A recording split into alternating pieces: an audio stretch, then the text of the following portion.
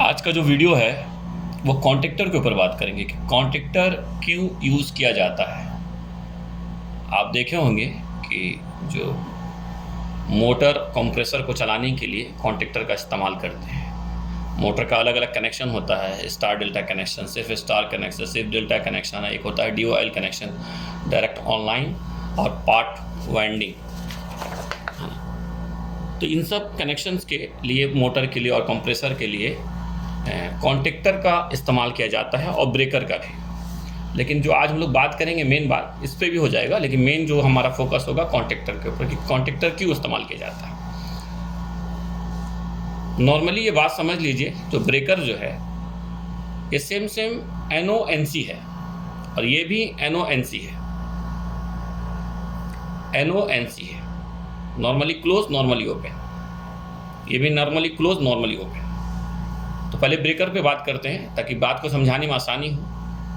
तो अभी ये आपका ऑफ है, तो ये दोनों जो पॉइंट में आप कंटिन्यूटी चेक करेंगे क्लाइम मीटर से, तो वो आपको ओपन बताएगा, क्लोज नहीं बताएगा। ये यानी कि जो 3 फेस आप ला के डालेंगे, यहाँ से आउटपुट होगा और कॉन्टेक्टर में जाएगा।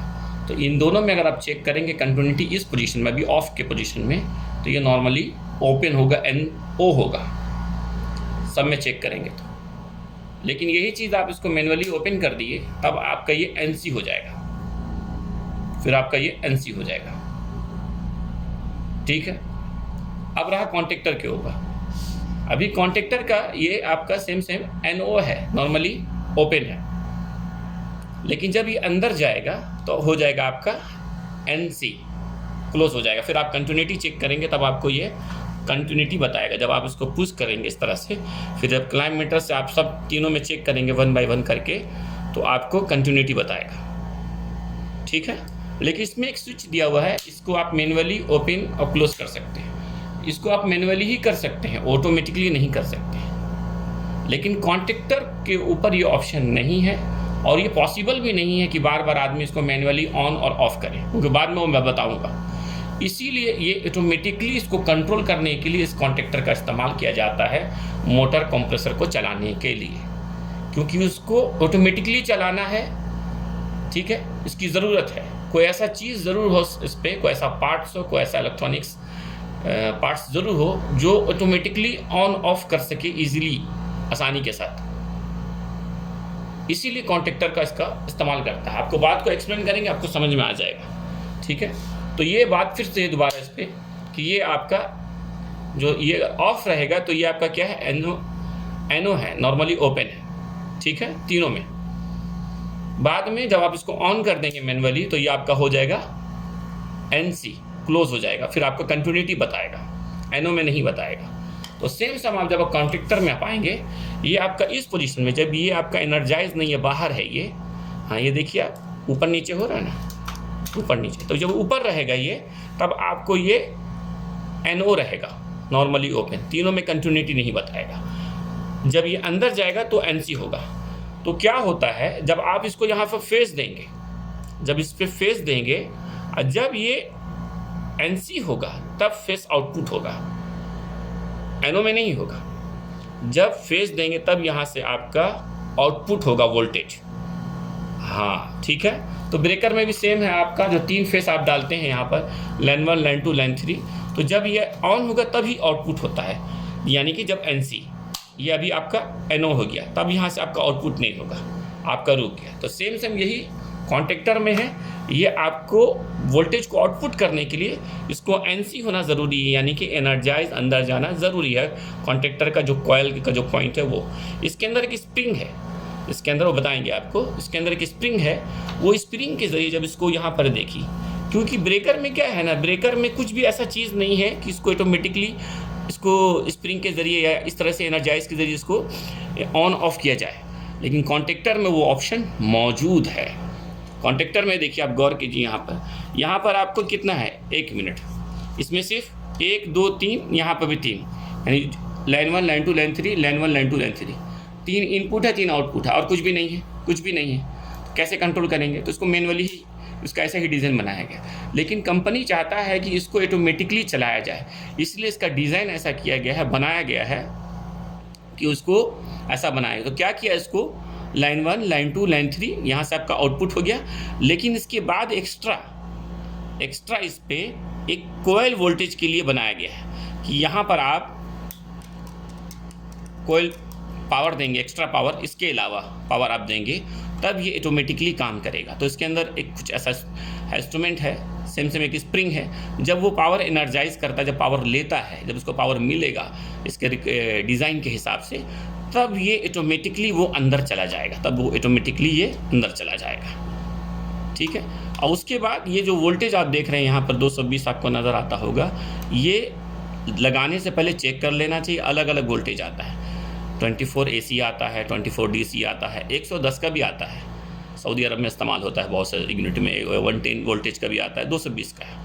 तो जितना जो वोल्टेज लिखा उसके हिसाब से, तो जब आप इसको वो वोल्टेज आप देंगे, और इसमें तीनों में फेस आता होगा, तो जब वो सेम वोल्टेज उसको मिलेगा इस कोयल को, तब उसी टाइम ये आउटपुट आपको मिल जाएगा।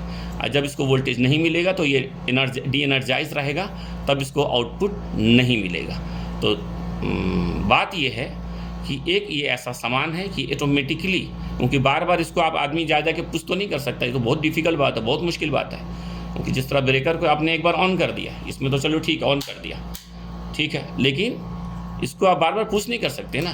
तो इसीलिए इसका डिज़ाइन ऐसा किया गया, इसको बनाया गया है कि इस चीज़ को डिज़ाइन किया गया है कि इसको ऑटोमेटिकली चलाया जाए, खुद ब खुद चलाया जाए, ठीक है। तो इसीलिए जब इसको वोल्टेज मिलेगा तो एनर्जाइज हो जाएगा, या अंदर जाएगा, जब वोल्टेज नहीं मिलेगा तो एनर्जाइज नहीं होगा।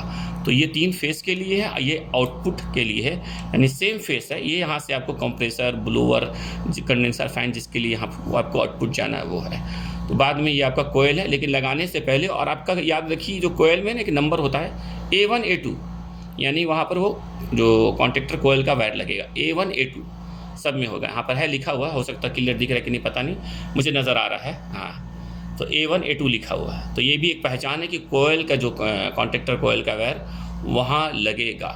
बाद में उसी कॉन्टेक्टर पे आपको साइड पे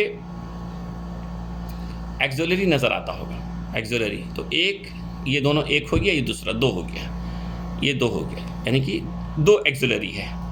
तो एक में आपको NO है, एक NC है, यहाँ पे सेम है, ये NO और NC। तो ज़्यादातर जो इसका इस्तेमाल किया जाता है, एक होता है क्रिंकेस हीटर के लिए, CCH के लिए, क्रिंकेस हीटर के लिए। क्रिंकेस हीटर के लिए इसका कनेक्शन यहाँ किया जाता है। क्रिंकेस हीटर का 2 वायर होता है, क्रिंकेस हीटर का 2 वायर होता है।